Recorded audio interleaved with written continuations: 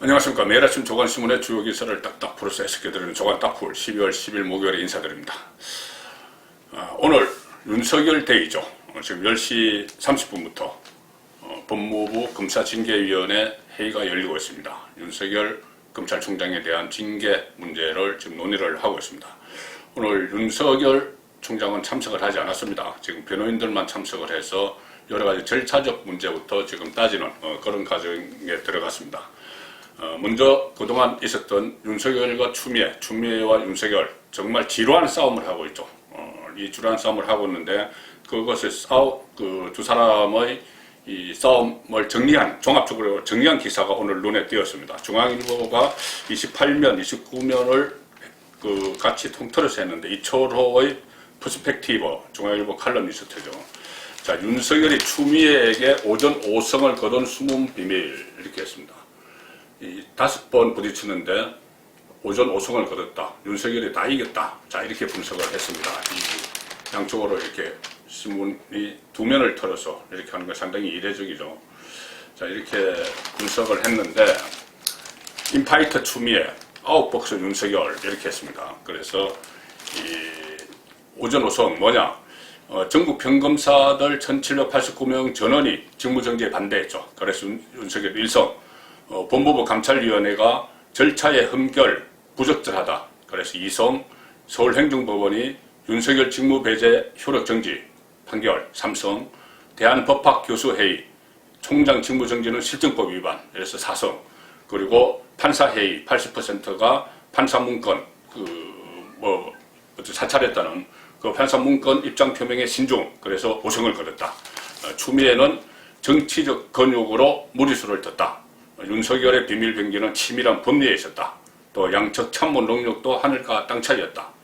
윤석열의 대선 지지율 1위가 새 변수가 되고 있다. 민심을 잃으면 정권을 잃을 수도. 자, 이렇게 분석을 했습니다. 자, 오전 5성을 거뒀죠. 오전 5성을 거두는 사이에 윤석열은 차기 대선 주자로 우뚝 섰습니다. 차기 대선 주자가 된 것이 변수가 된다고도 이렇게 분석을 했는데, 자, 일단 이 국민일보가 오늘 창간 32주년 여론조사 결과를 발표를 했는데 윤석열 대선주자 선호도 1위에 올랐습니다. 어제도 계속 여론조사에서 1위에 올랐죠. 25.8%, 이낙연 20.2, 이재명 20.2. 어제 소개시켜드린 내용과 같습니다. 오늘 국민일보에서 지면으로 이 기사를 실었죠. 윤석열이 단독 1위로 우뚝 섰다. 국민의힘 지지자의 50%가 윤석열을 선택을 했다. 그리고 대권 주자 없는 범야권에서 원톱이다. 원톱 주자의 경우에 상승 국면에서 상승세가 더 강해지는 측면이 있으니 윤석열 총장 지지율이 계속 치고 나갈 거다. 이런 분석 기사도 있습니다. 물론 여기에 대해서도 부정적인 언론도 있죠. 한겨레 신문 오늘 그 칼럼을 보시면은 대선 주자가 지휘하는 권력 수사는 정치 행위다. 이런 기사가 있습니다. 자, 대선 주자 윤석열이 지휘하는 권력 수사는 정치 행위다. 살아있는 권력을 수사를 하는데 자기 대선 주자로 꼽히니 그러면 권력 수사 하지 말라는 이야기가요? 아니면은 뭐 그만두라는 이야기 같은데 야권 1위 대선 주자가 지휘하는 살아있는 권력 수사는 이미 정치 행위다. 그래서 더 위험하다. 이렇게 이야기를 했습니다. 자, 이런 상황은 지금 권력이 만든 것이죠. 여론이 만든 것이 아닙니다. 권력이 먼저 만든 겁니다. 윤석열은 박근혜 정부 때도 수사를 했고 또 문재인 정권 들어서는 이른바 적폐수사 이런 것도 다 했었죠. 하다가 결국은 박근혜 정권이 무너지는데 어떤 법률적 토대를 제공하는 그런 측면도 있고 그러다가 문재인 정권 들어서 다시 현재 정권에 대해서 비리 혐의가 보이니 수사를 하는 겁니다. 그것을 억지로 막고 이렇게 하다가 보니까 여론이 반발을 해서 윤석열이 대선 주자로 부상을 한 것이죠. 자, 이런 상황에서 그러면 지금 본인이 여론조사에 올랐다고 해서 그러면 권력 수사로 포기하고 내려오라. 이 말은 이치에 맞지 않는 말 같습니다. 자, 오전 5성을 거둔 대권 주자 윤석열 오늘 운명의 날이죠. 검사징계위원회 먼저 어떻게 구성이 되고 핵심 쟁점이 뭔지 한번 간략히 살펴보겠습니다. 한국일보 보시면은 윤석열 징계 논의 전에 사전 절차만 3개의 산을 넘어야 된다. 그래서 마라톤 회의를 예고하고 있다. 이게 그 정당한 절차를 갖추지 않고 밀어붙이고 있기 때문에 추미애 법무부 장관이 밀어붙이고 있기 때문에 오늘 징계위가 열려도 사전에 넘어야 할 산이 있다는 것이죠. 세 가지의 산이 있습니다. 일단 정리를 해야 되는 것이죠. 하나는 징계위원 기피 신청. 이것은 윤석열 총장이 지금 검토를 하고 있는 것이죠. 위원을 확인한 후에 현장에서 기피 신청을 할 텐데 이용구 지금 법무부 차관 또 추미애 장관이 지명한 검사 2명 기피 신청을 할 것이다. 심재철 법무부 검찰국장 또 신성식 대검 반부패 수사부장 이런 사람들이죠. 그 신청 절차만으로 오전을 다 쓸 수 있다. 그리고 두 번째 산이 정인 채택 문제입니다. 윤석열이 7명의 정인을 신청을 했는데 그중에 3명은 참석 의사를 보였습니다. 류혁 법무부 감찰관, 박영진 울산지검 부장검사, 손준성 대검 수사정보 담당관은 참석하겠다고 했는데 이 윤석열이 어떻게 보면 벼르고 있는 사람들은 아직 그 참석한다는 말이 없습니다. 이성윤 서울중앙지검장, 한동수 대검 감찰부장, 정진웅 강주지검 차장검사, 성명불상의 대검 감찰부 관계자. 자, 이렇게 됐는데 정인이 채택되면은 소환 결정을 내려서 데리고 올 텐데 정인이 채택할지 그것이 문제입니다. 그 다음에 추가 증거 제출도 넘어야 할 산이죠. 법무부가 넘기지 않은 감찰 기록들이 있는데 현장에서 추가 요구를 하면은 공방이 거세질 것 같아. 윤석열 총장은 징계위 참석을 고심하고 있다. 오늘 아침 조간까지 징계위 참석을 고심하고 있다는 기사가 나왔죠. 동아일보도 윤 참모들 만류에도 징계위 직접 참석 고심하고 있다. 그래서 오늘 오전에 결정할 것이다. 이렇게 나왔는데 제가 막 지금 방송을 시작하기 전에 속보가 들어왔습니다. 윤석열 총장은 오늘 그 징계위원회에 참석을 하지 않기로 했습니다. 이 연합뉴스 속보겠습니다. 윤석열 검사 징계위 불출석, 절차상 결함이 있다고 반발했다. 윤석열 총장은 불출석하고 변호인들만 오늘 참석을 해서 조금 전에 말씀드린 그 3가지 절차 문제부터 따지게 됩니다. 윤석열 총장 쪽은 징계위에 앞서 방어권을 보장을 위해서 법무부 감찰 기록, 열람, 복사 이런 것을 요구를 했었죠. 징계위원들 명단도 달라 했는데 이 징계위원 여기서 거부를 했습니다. 그렇기 때문에 절차상 중대한 하자가 있다, 결함이 있다. 그래서 윤석열 총장은 출석을 하지 않고 변호인들만 나가서 따지기로 한 그런 상황입니다. 징계위 구성, 정인 채택 경론된 당일치기 결론, 오늘 결론 안 날 수도 있다. 이런 기사가 또 경향신문에도 실렸습니다. 오늘 결론이 안 날 수도 있다는 이야기입니다. 3가지 산을 먼저 넘고 나서 6가지 혐의에 대해서 또 일일이 서로 논쟁을 벌이기 때문에 오늘 결론이 안 날 수도 있다. 이용구 등 기피 신청 혐의 내용 놓고도 치열한 다툼을 예고하고 있다. 정직 6개월 된 사실상 해임된다. 그래서 법정 소송 2라운드로 돌입한다. 해임되든 면직되든 전직 6개월까지 가든 그것은 나중에 문제고 일단은 전초전으로 3가지 핵심 문제를 가지고 논쟁을 벌이겠죠. 경향신문 오면은 세계일보 오면입니다. 판사 사찰 의혹 문건의 핵심이다. 또 윤석열 적 징계위원 기피도 주목. 다 비슷한 내용의 쟁점들을 정리를 한 것입니다. 판사 사찰 문건, 이것이 어떤 과정에서 만들어졌느냐, 이것부터 그 문건이 실체가 뭐냐, 이런 것까지 주요 쟁점이 되겠죠. 재판부 성향 파악, 불법 여부 공방 예상, 윤석열 측은 문건 입수 경로, 이런 것을 집중 공략할 것이고, 여러 가지 현안 쟁점들이 있습니다. 자, 윤석열을 찍어내려고 하는 문재인 정권, 살해는 권력 수사를 방해하려는 것이겠죠. 그 이유는 어떻게 할까요? 새로운 검찰총장을 임명을 하면 또 수사할지도 모르죠. 자, 그래서 문재인 정권이 믿고 있는 것은 공수처입니다. 고위공직자 범죄수사처. 공수처 출범, 연내에 반드시 하겠다. 무슨 수단 방법을 가리지 않더라도 하겠다. 이런 말이 여건에서 나오고 있죠. 상당히 오만한 그런 말인데 검찰 역할을 대신해서 살아있는 권력에 대한 수사는 하지 못하도록 하고 이 입맛에 맞게 치사 선택해서 가령 야당이나 그 어떤 검사나 마음에 들지 않는 검사나 이런 사람들에 대해서는 수사를 할 수 있도록 치사 선택을 할 수 있는 그런 구조입니다. 공수처라는 것이.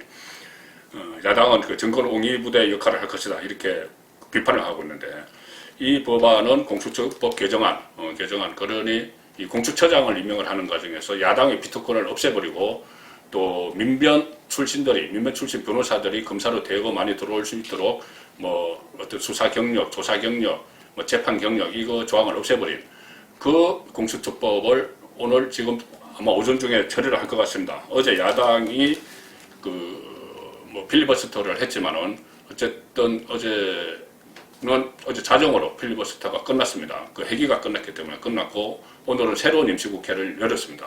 민주당이. 그래서 오늘 처리를 할 텐데 오늘 아침 조간 기사들을 보시면 어제 여당의 밀어붙이기도 강력하게 비판을 하지만 야당의 무기력한 모습 여기에 대해서도 상당히 부각을 시키고 있습니다.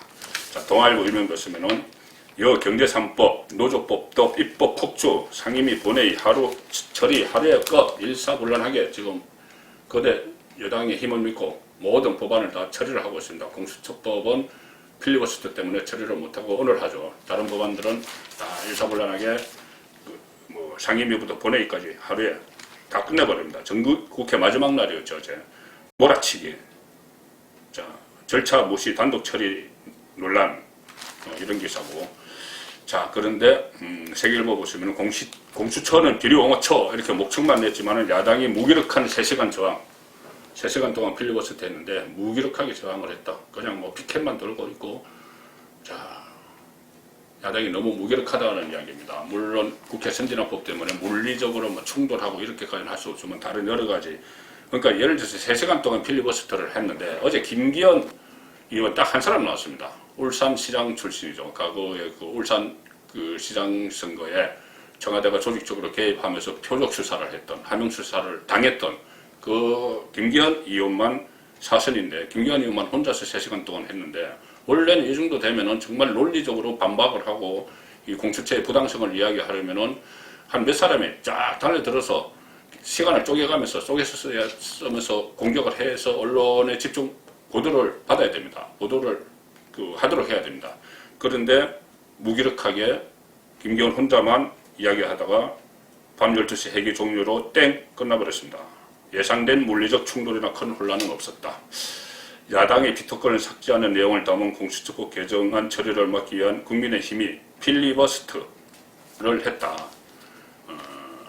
그런데 필리버스터로 제지 외치더니 달랑 한 명 나선 야당. 한국일보 아래 기사 보시죠.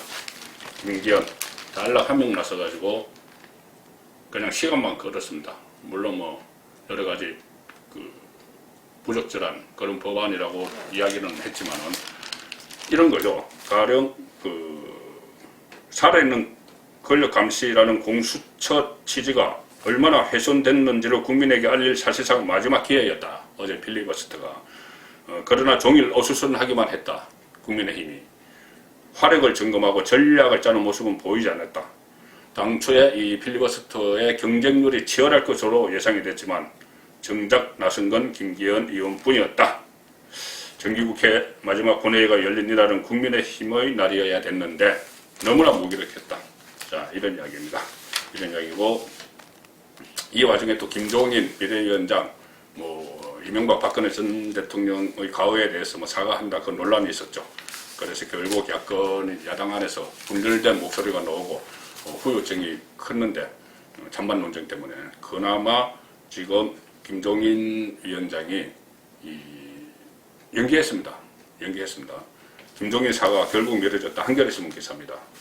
사과는 밀고를 당내 반발 고려 정기국회 256 내용도 당 혁신 포함해서 수위 조절을 한다. 어쨌든 결국 미뤄졌다. 이렇게 했습니다. 김종인 위원장이 9일날 어제 내가 사과를 하는데 못하게 하면은 내가 이 자리에 있을 이유가 없다. 비대위원장 사퇴하겠다. 그렇게 이야기를 했죠. 그런데 흐지부지 됐습니다. 자, 이제 겨울로 접어들면서 코로나가 또 극성을 부리고 있어서 걱정입니다. 그런데 정치권은 싸움만 하고 정권은 엉뚱한 소리만 하고 있습니다. 한국일보 일면 톱기사 보시면은 확진 하이킥, 의료 록다운, 안타까운 기사입니다.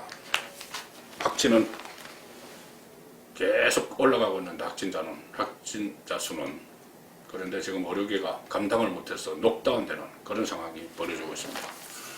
어제 신규 확진자 686명, 어제 검사량 75,080건, 그러니 확진은 하이킥인데 어른은 록다운되는 어제 확진자가 역대 두 번째 경우였습니다. 그리고 하루 검사량이 한 달 새 3배가 솟았습니다.